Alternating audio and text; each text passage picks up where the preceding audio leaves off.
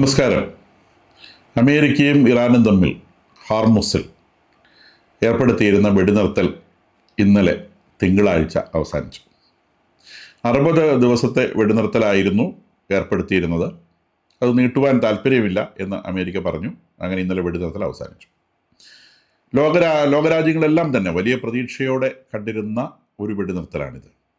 ഇറാൻ്റെ ഭാഗത്തു നിന്നും അവർ ന്യൂക്ലിയർ ആയുധങ്ങൾ വേണ്ട എന്നതിനെ സംബന്ധിച്ചുള്ള ചർച്ചകൾ തുടങ്ങി വെക്കുമെന്നും കൂടാതെ ഹോർമുസ് പരിപൂർണമായും തുറക്കും എന്നുമുള്ള വാഗ്ദാനങ്ങളാണ് ഈ വെടിനിർത്തലിനെ സംബന്ധിച്ച് ഇറാൻ്റെ ഭാഗത്തുണ്ടായിരുന്നത്. അമേരിക്കയിൽ നിന്നും ആവശ്യപ്പെട്ടിരുന്ന പ്രധാനപ്പെട്ട കാര്യങ്ങൾ ഇറാൻ്റെ ഫ്രോസൺ അസറ്റ്സിൽ നിന്നും ഒരു ഭാഗം ഫ്രീ ആക്കി കൊടുക്കണമെന്നും അവരുടെ മേലെയുള്ള സാങ്ഷൻസ് പടിപടിയായി ഒഴിവാക്കി കൊടുക്കണമെന്നും കൂടാതെ ലെബനോണിൽ ഇസ്രായേൽ നടത്തുന്ന ആക്രമണം നിർത്തണം എന്നുള്ളതുമായിരുന്നു പ്രധാനപ്പെട്ട സംഗതികളുണ്ടായിരുന്നു. 10-15 പോയിന്റ്സ് ഉണ്ട്. അതിനകത്ത് ഏറ്റവും പ്രധാനപ്പെട്ട പോയിന്റ്സ് മാത്രമാണ് ഞാൻ പറഞ്ഞത്. ഈ കാര്യങ്ങളൊന്നും നടന്നില്ല. കാരണം കരാർ നടപ്പാക്കി ഇറാനിൽ അതിനെ സംബന്ധിച്ചൊരു സമവായം ഉണ്ടാക്കാൻ അവിടെ നിന്ന് വന്ന നെഗോഷിയേറ്റേഴ്സിന് സാധിച്ചില്ല. കരാറുണ്ടാക്കി 2-ാം ദിവസം തന്നെ IRGC ഹോർമുസിലൂടെ കടന്നുപോയ ഒരു കപ്പലിനെ വെടിവെക്കുകയും അമേരിക്ക തിരിച്ചാക്രമിക്കേണ്ടി വരികയും അങ്ങനെ അവർ ഇറാനിൽ നിന്നും പിൻവലിച്ചിരുന്ന നാവിക ഉപരോധം തിരിച്ച് കൊണ്ടുവരേണ്ട സാഹചര്യം ഉണ്ടാവുകയും ചെയ്തു. പഴയ അവസ്ഥയിലേക്ക് കാര്യങ്ങൾ തിരിച്ചുപോയി. വാഗ്വാദങ്ങളായി, ഇടയ്ക്കിടയ്ക്ക് വെടിവെപ്പുകളായി അങ്ങനെ മുന്നോട്ട് നീങ്ങി. അതിനിടയിലൂടെ കുവൈറ്റ്, ബഹ്റൈൻ ഒക്കെ ഖത്തർ ഒക്കെ ആക്രമിക്കപ്പെടുന്ന സാഹചര്യങ്ങളും ഉണ്ടായി. അപ്പം അങ്ങനെ 60 ദിവസം പ്രത്യേകിച്ച് ഒരു മെച്ചവുമില്ലാത്ത രീതിയിൽ കടന്നുപോയി. കുറേ വർത്താനം അങ്ങോട്ടും ഇങ്ങോട്ടും പറഞ്ഞു. അമേരിക്ക ഇപ്പോഴും അവരുടെ നേവൽ സീജ് ഇറാൻ്റെ മേലെയുള്ളത് അതിശക്തമായി തുടരുന്നു. ഹോർമുസ് ഇപ്പോഴും പാർഷ്യലി ഇനോപ്പറേറ്റീവായി തുടരുന്നു. അമേരിക്കയുടെ നിയന്ത്രണത്തിലാണ് എന്ന് അമേരിക്ക അവകാശപ്പെടുന്നുണ്ടെങ്കിലും ഇന്നലെ ഹോർമുസിലൂടെ കടന്നുപോയത് വെറും 6 കപ്പലുകൾ മാത്രമാണ്. ഫുൾ ട്രാഫിക്കുള്ള സമയത്ത് ഏകദേശം 130 കപ്പലുകൾ വരെ ഹോർമുസിലൂടെ കടന്നു പോകുന്നതാണ്. അപ്പോൾ വളരെ കോഷ്യസ് ആയിട്ട് അമേരിക്കയ്ക്ക് അതിലൂടെ കടത്തിവിടാൻ കഴിയുന്നത് ഒരു 10-ൽ താഴെ കപ്പലുകളെ മാത്രമാണ് അമേരിക്കൻ മിലിറ്ററിയുടെ സൂപ്പർവിഷനിൽ കടത്തിവിടാൻ, വളരെ സേഫായിട്ട് കടത്തിവിടാൻ സാധിക്കുന്നതെന്നാണ് മനസ്സിലാവുന്നത്. കഴിയുന്നത്ര ഒന്നുപോലും കടന്നു പോകാതിരിക്കാൻ തങ്ങളെ കൊണ്ടാവുമോ എന്ന് IRGC അവരുടെ ശ്രമം നടത്തിക്കൊണ്ടിരിക്കുകയും ചെയ്യുന്നു. ഇതാണ് ഇപ്പം അവിടുത്തെ കറണ്ട് സിറ്റുവേഷൻ. ഇനി ഇതിനകത്ത് ഈ 60 ദിവസം കൊണ്ട് പല കാര്യങ്ങളും ഡെവലപ്പ് ചെയ്തു വന്നു.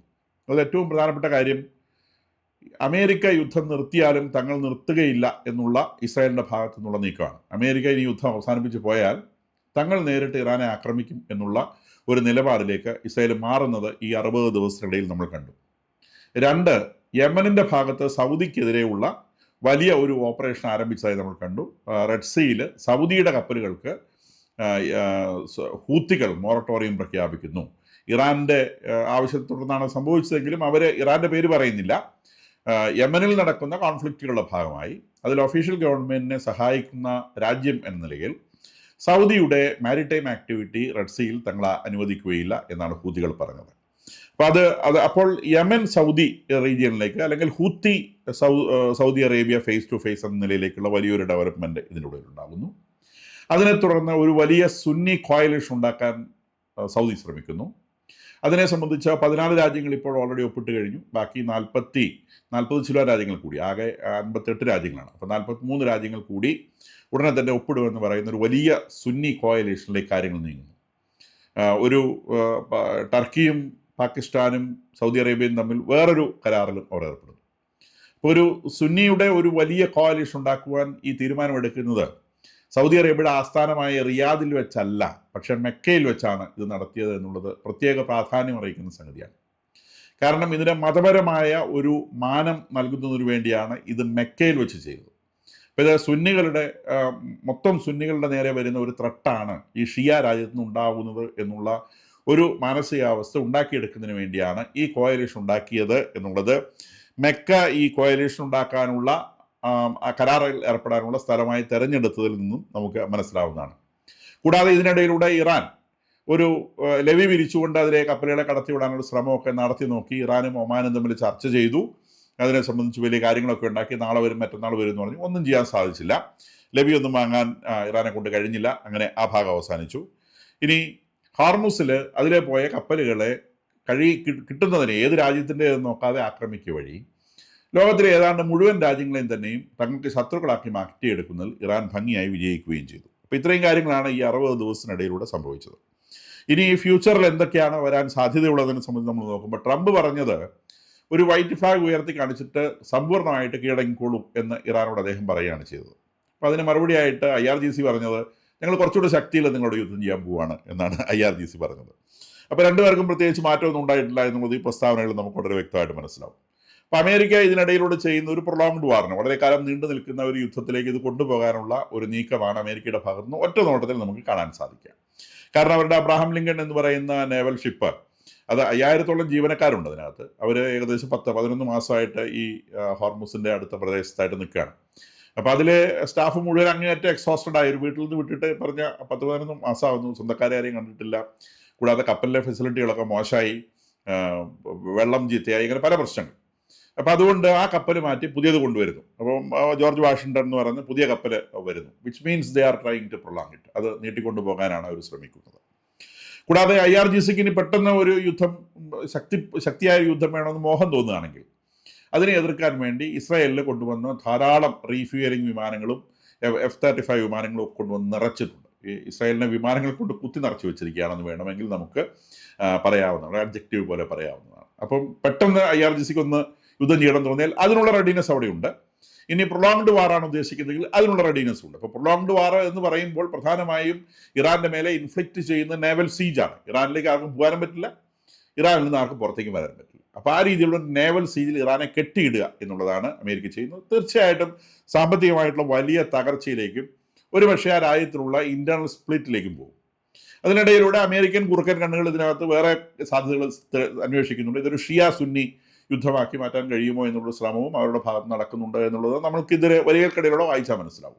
കാരണം ഇപ്പോൾ ഈ സുന്നി അഗ്ലോമറേഷനൊക്കെ അമേരിക്കയുടെ താല്പര്യപ്രകാരം തന്നെ നടക്കുന്നതാണ്. ട്രംപിൻ്റെ ഇതിനെ സംബന്ധിച്ചുള്ള പ്രസ്താവനകളിൽ നിന്നൊക്കെ നമുക്ക് മനസ്സിലാവും. അദ്ദേഹം ഈ ട്രൈ പാർട്ടി എഗ്രിമെന്റിനൊക്കെ വല്ലാതെ വെൽക്കം ചെയ്തിട്ടുണ്ട്. അപ്പോൾ ഈ പറയുന്ന രാജ്യങ്ങൾ ഏതാണ്ട് എല്ലാം തന്നെ അമേരിക്കയുമായി നല്ല ബന്ധങ്ങളുള്ള രാജ്യങ്ങളാണ്. അപ്പോൾ ആ രാജ്യങ്ങളെയൊക്കെ പ്രൊമോട്ട് ചെയ്തൊരു കോയലേഷനിലേക്ക് കൊണ്ടുവന്ന് ഇതൊരു ഷിയ സുന്നി പ്രശ്നമാക്കി മാറ്റി അമേരിക്കയും ഇസ്രായേലും പതുക്കെ പറ്റുമെങ്കിൽ തടിയൂരാൻ പറ്റുന്ന ഒരു ശ്രമവും ഇവിടെ നടത്താനുള്ള സാധ്യതയുണ്ട് എന്നുള്ളത് നമ്മൾ കാണേണ്ടതാണ്. ഇനി ഇറാനിൽ ഇന്നലെ ഇറാൻ വയർ എന്ന് പറയുന്ന ഒരു പത്രമുണ്ട്. ആ പത്രം നടത്തിയ ഒരു കണക്കെടുപ്പിനെ സംബന്ധിച്ചൊരു ഒരു കണക്ക് അവർ പുറത്തു വിട്ടിരുന്നു. അപ്പോൾ കണക്കെടുപ്പ് ഏകദേശം 20 ലക്ഷം ഇറാനിയൻസ് ഇൻവോൾവ് ചെയ്ത ഒരു കണക്കെടുപ്പാണ്. ആ കണക്കെടുപ്പിലെ 85% ഇറാൻകാരും റെസ്പോണ്ട് ചെയ്തത് ആദ്യം കിട്ടുന്ന വണ്ടി കയറി ഇറാനിൽ നിന്ന് പുറത്തു പോകുന്നു. 85% ഇറാൻകാർക്കും ഇറാനിൽ ജീവിക്കേണ്ട, ഏതെങ്കിലും യൂറോപ്പിൻ്റെ രാജ്യത്ത് പോയി അടിമയായിട്ട് ജീവിക്കണം, ഇല്ല അമേരിക്കയിൽ പോയി പാത്രം കഴുകി ജീവിക്കണം. കാരണം അവർക്കറിയാം എവിടെയാണ് നന്നായി ജീവിക്കാൻ കഴിയാമെന്നുള്ള നിശ്ചയമുണ്ട്. അപ്പം ഏതെങ്കിലും ഒരു യൂറോപ്യൻ രാജ്യത്തേക്ക് രക്ഷപ്പെടണമെന്നാണ് 85% ആളുകളും അഭിപ്രായം പ്രകടിപ്പിച്ചത്. യൂറോപ്പിനെ സംബന്ധിച്ചൊരു വൻ ഭീഷണിയാണ്. കാരണം ഇറാനിൽ നിന്നും വലിയൊരു അഭയാർത്ഥി പ്രവാഹം യൂറോപ്പിലേക്ക് ഉണ്ടാവാനുള്ള വലിയ സാധ്യതയാണ് ഈ സർവേ ചൂണ്ടിക്കാണിക്കുന്ന ഒരു വസ്തുതയാണ്. ഇനി ഇസ്രായേലിനെ സംബന്ധിച്ച് അവരെ ഏത് പ്രതികൂല സാഹചര്യങ്ങളെയും തങ്ങളുടെ അവസരങ്ങളാക്കി മാറ്റുന്നതിന് വലിയ ഉസ്താദുക്കളാണ് ഇസ്രായേൽക്കാർ.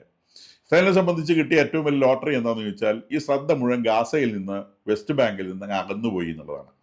ലോകം മുഴുവൻ ശ്രദ്ധിക്കുന്നത് ഇപ്പോൾ ഹോർമുസ് എന്ന് പറയുന്ന കൊച്ചു കടലിന്, ആ കടലിടുക്കിലും പേർഷ്യൻ ഗൾഫിലുമാണ് എല്ലാവരുടെയും നോട്ടം.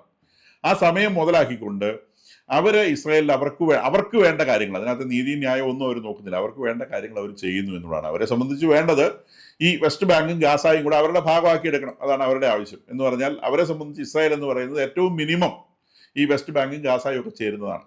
അപ്പോൾ ഈ ഇറാൻ യുദ്ധം തുടങ്ങുന്നതിന് മുൻപ് ഉണ്ടാക്കിയ ഗാസ കരാർ പ്രകാരം അവിടെയുള്ള ഏരിയയുടെ ഗാസ പൂർണ്ണമായിട്ടും ഇസ്രായേൽ പിടിച്ചടക്കിയിരുന്നു. പിന്നീട് അതിൽ നിന്ന് ആളുകളെ ഒഴിപ്പിച്ചു. അങ്ങനെ ഒഴിപ്പിച്ച് 54% റീജിയൻ ഇസ്രായേൽക്കാർ കൈക്കലാക്കി, ഒരു ഗാസാക്കാരൻ പോലും ഇല്ലാതെ. 20 ലക്ഷം ആളുകൾ തിങ്ങി വിങ്ങി വസിച്ചിരുന്ന ഒരു കൊച്ചു സ്ഥലമാണ് ഗാസ എന്ന് പറയുന്നത്.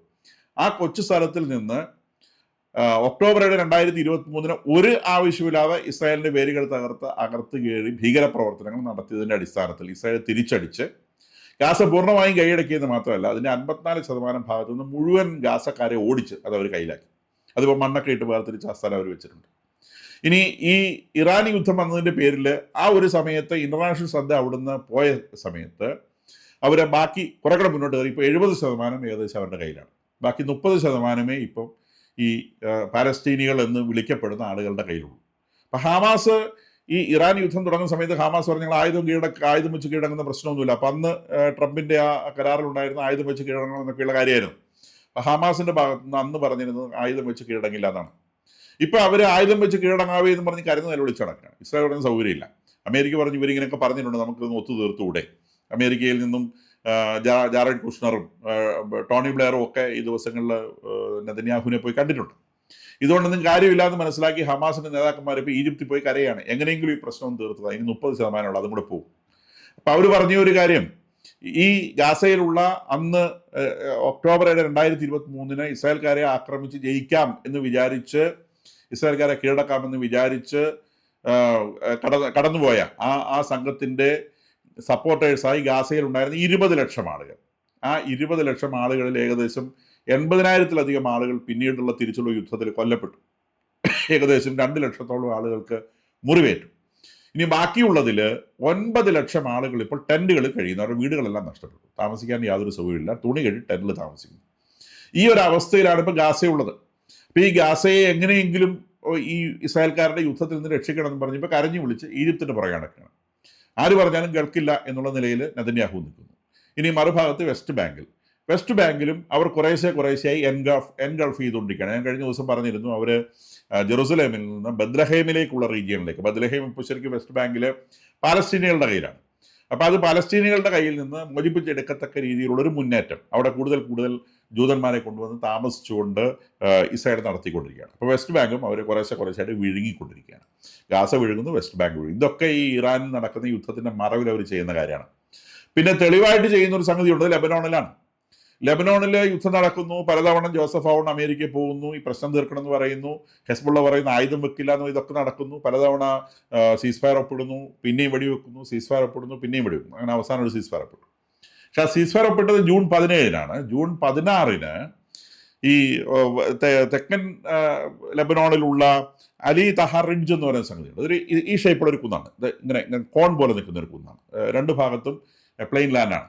ഈ കുന്നിനകത്ത് മുഴുവൻ തുരങ്കങ്ങൾ ഉണ്ടാക്കി ഹെസ്ബുള്ളകൾ കയറി താമസാക്കിയിരിക്കുകയാണ്. ഇതിനകത്താണ് ഇവന്മാരുടെ വാസം.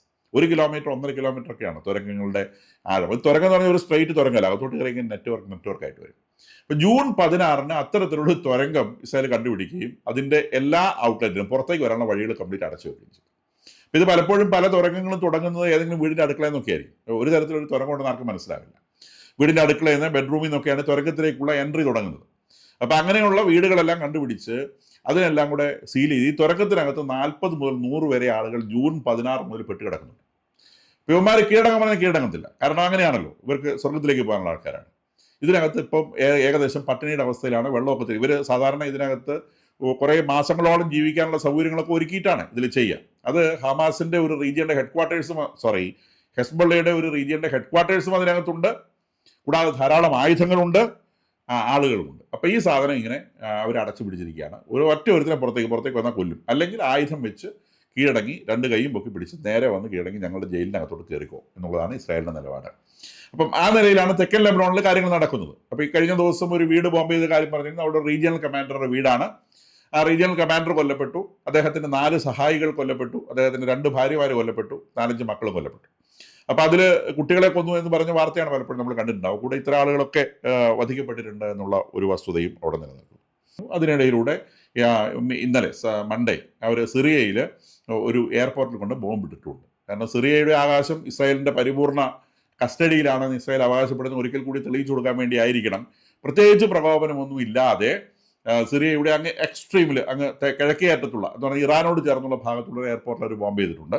അപ്പം സിറിയൻ പ്രസിഡന്റ് അൽഷാറ എർദോഗനുമായി ഒരു നീണ്ട സംഭാഷണത്തിൽ ഏർപ്പെടുകയും അദ്ദേഹത്തോട് ആയുധങ്ങൾ ആവശ്യപ്പെടുകയും ഒക്കെ ചെയ്തിരുന്നതായിട്ട് പത്രവാർത്തകൾ വന്നിരുന്നു. അപ്പം അൽഷാറയ്ക്കുള്ള ഒരു വാണിംഗ് ആയിട്ടായിരിക്കണം മിക്കവാറും ഈ എയർപോർട്ടിലെ ആക്രമണം എന്നാണ് ഇതിനെ യുദ്ധവിദഗ്ധരെ ഇന്റർപ്രറ്റ് ചെയ്യുന്നത്. ഈ ചാനൽ നിങ്ങൾക്ക് ഉപകാരപ്രദമായി തോന്നുന്നുവെങ്കിൽ ദയവായി സബ്സ്ക്രൈബ് ചെയ്യുക, ഫോർവേഡ് ചെയ്യുക.